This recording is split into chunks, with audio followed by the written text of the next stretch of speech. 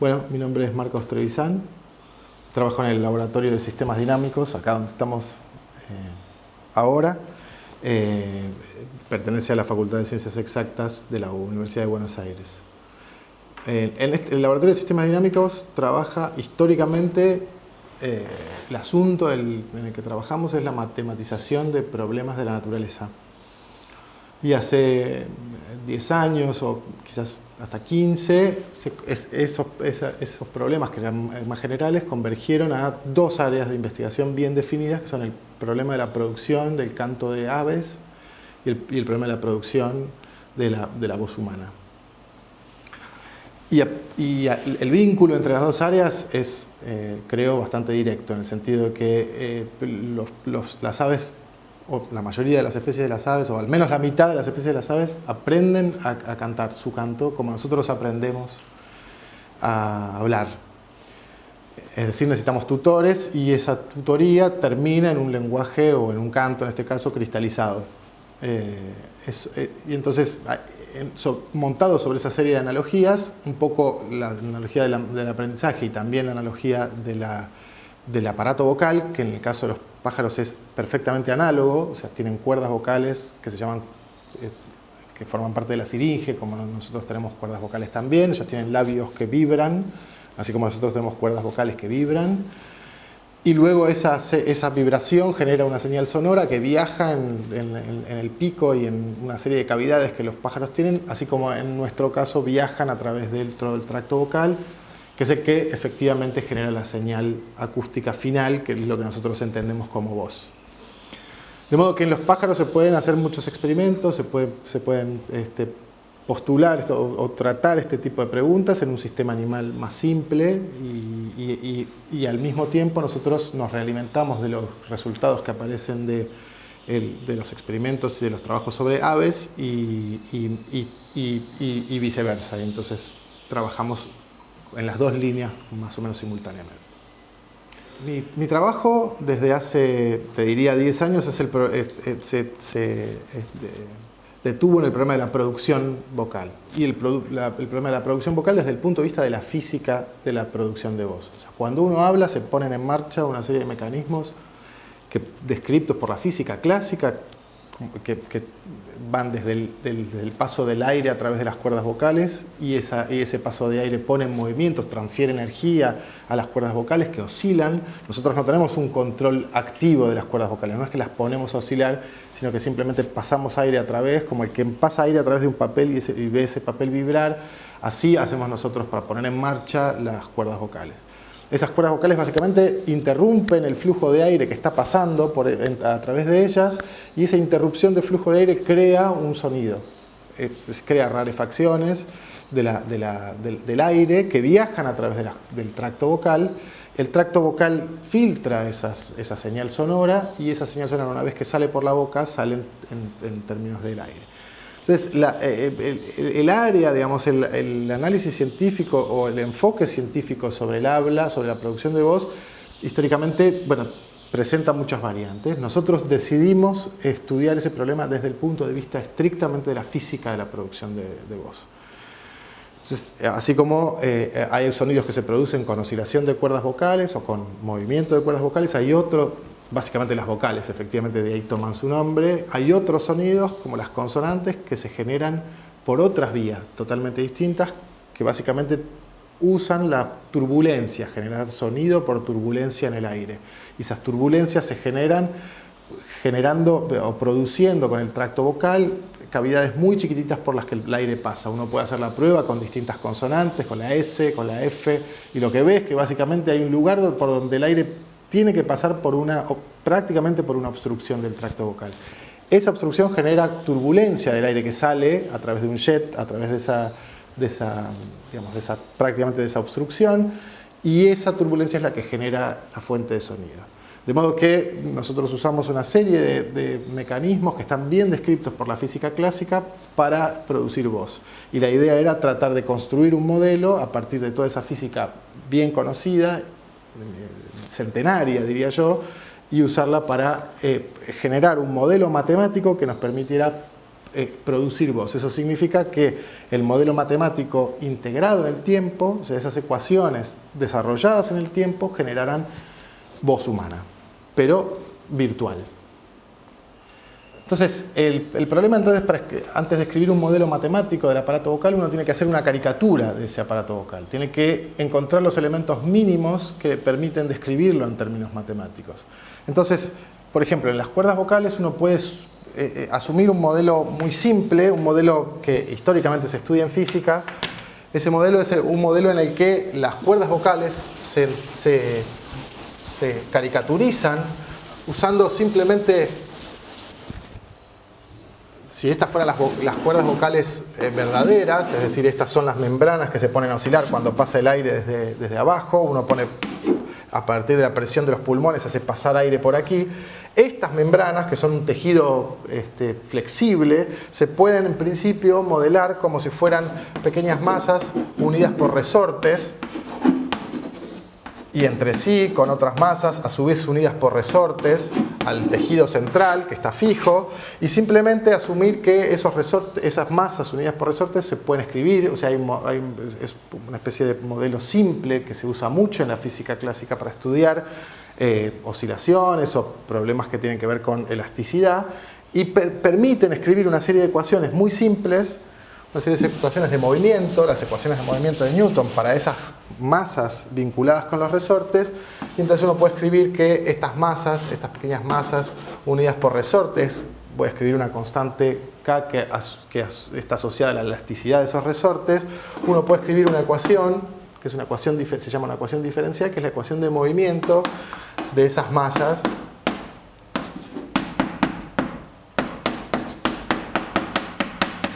Es decir, uno puede escribir una ecuación relativamente simple, que está estudiada en la física, y que permite al mismo tiempo escribir los términos principales o los elementos principales de las cuerdas vocales. Es decir, su masa, su elasticidad, su disipación, su probabilidad de disipación, y incluir un término que es el término que las pone en movimiento, que es la presión del aire que viene desde los pulmones.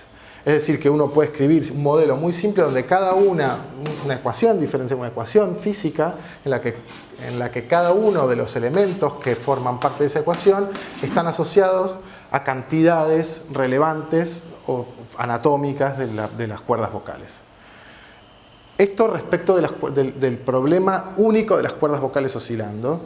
Luego uno podría pensar en qué pasa una vez que el aire atraviesa las cuerdas vocales y está interrumpido. O sea, estas cuerdas vocales se cierran, se vuelven a abrir, y eso genera un flujo de aire que básicamente se propaga en todo este tracto vocal. El tracto vocal va desde las cuerdas hasta la boca, y entonces acá se propaga esa onda. Uno podría pensar que esa onda sonora es una serie de rarefacciones del aire, de la densidad del aire, y esas ondas se mueven en el tracto vocal y van rebotando en las distintas interfaces de acuerdo a la forma que tome ese tracto vocal, y finalmente, al final de eso, ese tracto vocal está abierto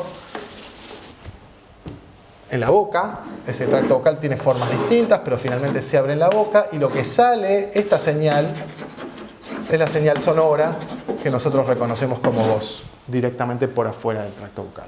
Es decir, que la combinación de la propagación del aire a través de este tubo y la dinámica de las cuerdas vocales genera un modelo muy simple, una caricatura de los elementos fundamentales del aparato vocal. Entonces, efectivamente, una vez que uno describió con una ecuación o con una serie de ecuaciones un modelo de las cuerdas vocales, también puede describir la propagación del aire a lo largo de ese tubo, y la propagación a lo largo de ese tubo va a depender de la sección de este tubo, que uno puede llamar S de X, y X es la distancia desde la entrada del tracto vocal hasta la boca. Esto es la laringe, y esta es la boca. Se llama X a la distancia que va entre la laringe y la boca. Hay una superficie, hay una sección, el tracto vocal cambia de sección a medida que va desde la laringe hasta la boca. Entonces esa sección distinta, esa área se puede escribir como S de X, y entonces uno puede escribir directamente la ecuación de propagación del aire a través de un tubo que va cambiando su sección, S de X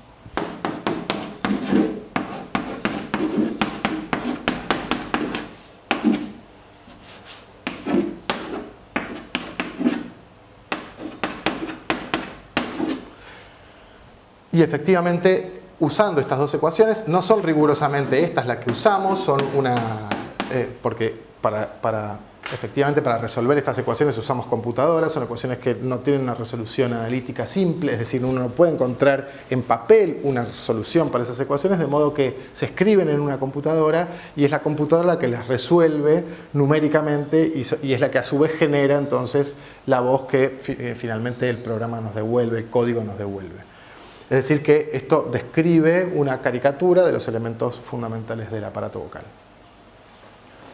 Bueno, el trabajo sobre generar voz humana o sintética usando modelos simples del aparato vocal conlleva una serie de preguntas. Una de las cuales es si este modelo en su simplificación, recuerden que en general, o sea, son ecuaciones que uno escribe usando elementos fundamentales del aparato vocal, pero la descripción puede ser más o menos detallada. Entonces uno puede preguntarse cuán detallada primero tiene que ser esa descripción para generar voz realista. Y la segunda, una vez que uno asume que la voz es realista, es preguntarse qué quiere decir una voz realista, en qué sentido esa es una voz realista. Y ahí aparece el problema de validar ese modelo. ¿Ese modelo es un modelo que a nosotros nos sirve simplemente para generar voz parecida a la voz humana?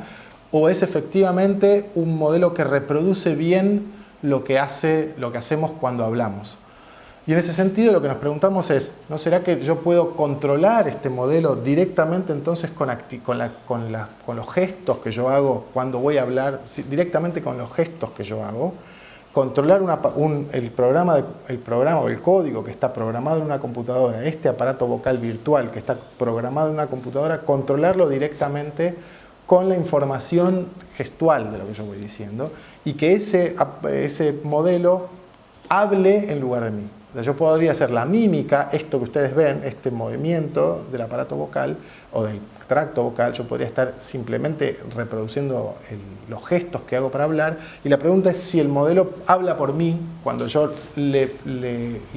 lo alimento con las señales de este movimiento.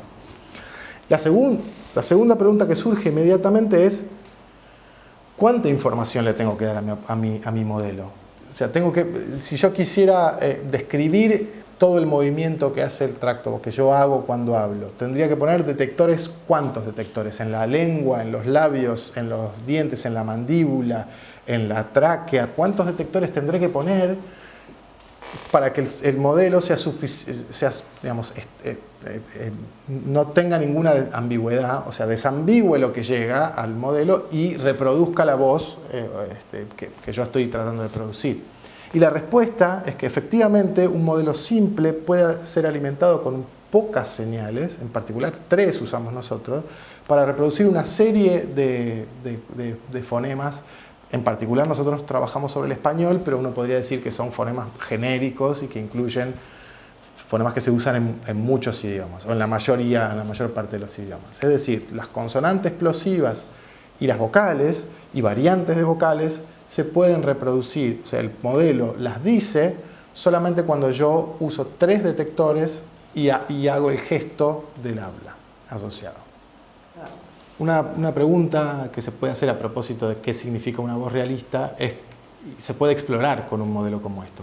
Básicamente porque efectivamente tenemos un modo de poner los parámetros que nosotros decidamos en ese modelo, y es decir, que podemos deformar ese aparato vocal original, deformarlo anatómicamente y generar voces con ese aparato vocal deformado, como si vinieran de un aparato vocal verdadero, solamente que en este caso están sintetizados. Entonces lo que hicimos con una estudiante mía y con colaboradores franceses fue estudiar cómo se procesa la información, cómo se percibe al nivel neuronal directamente, a nivel de resonancia magnética, esa voz cuando esa voz está deformada. Y en qué sentido uno puede hacer un mapa de esa deformación de la voz y asociarla a voces que entendemos naturalmente como voces. Y cuando la deformación es tal que desaparece la voz humana. El primer paso que cualquiera, digamos, en el estudio científico de la voz tomaría a la altura para empezar a estudiarla es básicamente registrarla, grabarla con un micrófono. A todos no se les ocurre hacer eso. Esa grabación básicamente lo que hace es, lo que entendemos por una grabación por un micrófono, lo que hace es básicamente tomar la vibración de una membrana que está dentro del micrófono y transformarla en una señal eléctrica asociada. Entonces uno puede ver efectivamente cómo reproducir la onda sonora que llegó hasta ese micrófono. Esa onda sonora, si uno la mira, si uno encuentra, de nuevo ahí hay un problema de cómo visualizar la voz. O sea, uno quiere llevar a algo visual algo que no lo es, que es la voz. Eso es lo que uno hace cuando registra en un micrófono y mira esa señal. Lo que hace es mirar algo que en principio oye y encontrar una especie de mapa visual sobre un fenómeno acústico. Entonces la pregunta es si se puede sacar información sobre esas oscilaciones que aparecen cuando uno mira el registro en un micrófono. Y lo cierto es que hay algunas ideas que uno puede hacerse de qué es lo que está pasando en la física de la producción de voz cuando ve esa afirmación. Pero mucho más útil es mirar no en la intensidad o la presión, o sea, ese movimiento en el tiempo, pero el movimiento de la presión, sino mirar cómo se descompone ese movimiento en frecuencias. O sea, cuáles son las frecuencias que forman esa señal que se va moviendo en el tiempo y que generan la señal sonora. En esas en esa descripción en términos de la frecuencia, aparecen claramente separados los sonidos del habla en dos grupos. Un grupo donde aparece una estructura muy definida de bandas, que algunas de las cuales están enfatizadas, y otros que son simplemente señales más ruidosas, que aparecen en la frecuencia como una especie de nube donde no se distingue ninguna frecuencia. Inmediatamente entonces uno encuentra ahí un correlato respecto de cuáles son las fuentes sonoras y cómo nosotros disponemos el aparato vocal para construir o para generar esos sonidos tan diversos. Y inmediatamente también pone en evidencia que hay dos bloques distintos en el sistema vocal, que son las cuerdas vocales, que son las que finalmente van a generar esa estructura de bandas que se ven en las vocales, y la turbulencia, que se ve como una especie de ruido indiferenciado, indistinto, que básicamente revela el tracto vocal y la existencia de esa turbulencia. Como decía antes, hay una serie de preguntas que aparecen una vez que uno tiene un modelo que permite reproducir, un modelo físico, un modelo anatómico que permite reproducir voz humana. Y uno de los cuales es efectivamente cómo se percibe esa voz una vez que uno explora en distintos parámetros, en distintos valores de esas cantidades del aparato vocal, uno explora variaciones o deformaciones de ese aparato vocal. Y entonces aparece claramente una serie de trabajos, revisando la bibliografía, aparecen una serie de trabajos muy notables, para mi gusto, digamos, que dan cuenta de que cuando escuchamos sonidos que vienen de la naturaleza, digamos, se encienden o aparece actividad asociada en las áreas vinculadas a escucha, vinculadas a procesamiento de series de señales sonoras. Pero en particular cuando aparece la voz humana no se procesa exclusivamente en esas zonas temporales, digamos, que procesan los sonidos, sino que también aparece actividad cerebral en zonas motoras, en las zonas motoras que uno mismo pondría en marcha cuando quiere decir lo que está escuchando. De modo que uno ahí puede preguntarse si reconocer la voz no es prácticamente igual que producirla, y que el cerebro está haciendo al mismo tiempo cuando escucha lo que haría cuando está dispuesta a decir lo que está escuchando, y que ese es un modo de entender la voz, o sea, simplemente teniendo un mapa mecánico del aparato vocal que tendría que estar produciendo lo que uno está escuchando.